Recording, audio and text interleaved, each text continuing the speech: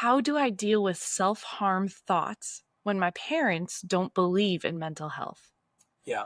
Yeah. And this is a great one that I love the way that the student articulated this question. And I've heard it. We've received kind of different versions of this question too. But how do I deal with self-harm thoughts when my Yes. parents don't believe in mental health? Yeah. So Val, what I'm hearing here is almost like a two-parter in this question about self-harm and your parents not believing Yes. in mental health. So I'll try to deal with both of those together. But the Great. first of which, with self-harm, is my encouragement to the person who asked this is don't be embarrassed or ashamed for even having these thoughts. We need to bring thoughts of self-harm out into the open. When they stay bottled up, they actually oftentimes get worse. So we can feel like, this is so embarrassing. Nobody else feels like this. I must be so weird, or there's something wrong with me. And what I would tell you is shame multiplies in the dark. So if you are struggling with thoughts of self-harm, again, find that trusted adult to be able to share and disclose some of these things to. Now, the obvious trusted adult here in the picture would be a parent in an ideal world. But if your parents don't believe in mental health, I guess I would have some more questions. What do you mean by that when you say they don't believe in mental health? Sometimes I think for parents and people from an older generation,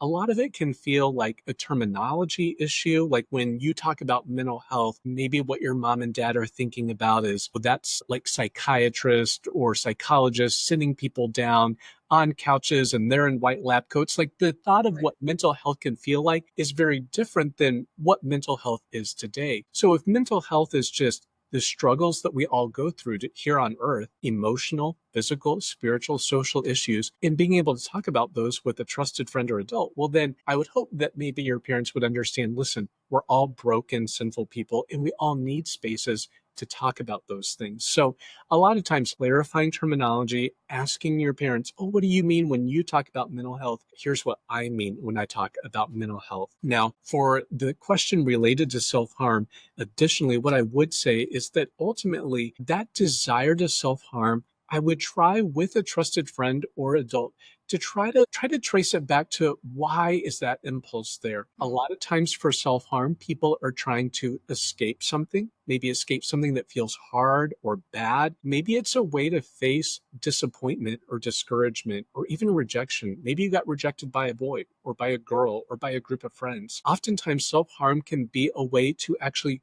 feel something. So self-harm is different than suicide. Suicide moves more in the direction of I want to end my life. Self-harm typically is more in the world of I want to feel something. There's a rush that oftentimes comes with self-harm. So one of the questions with a trusted adult or a counselor is beginning to ask yourself some questions as to why are these thoughts happening? And the big picture that I would want the student to come away from understanding is this, is that ultimately what you do to your body, it matters to the Lord. The Lord cares about your body. The Lord created you as an embodied being. In 1 Corinthians 6:19, Paul says, glorify God with your body. And self-harm is one of the ways, actually, I think that the enemy says, listen, your body, it's really not that great. You can do whatever you want to with it. And God actually says, no, I actually have a design for your body. It's so important to me that there's actually a way that you can live life in your body as I've created you for my glory. So for the kid out there, the teen who is struggling with thoughts of self-harm, I get it.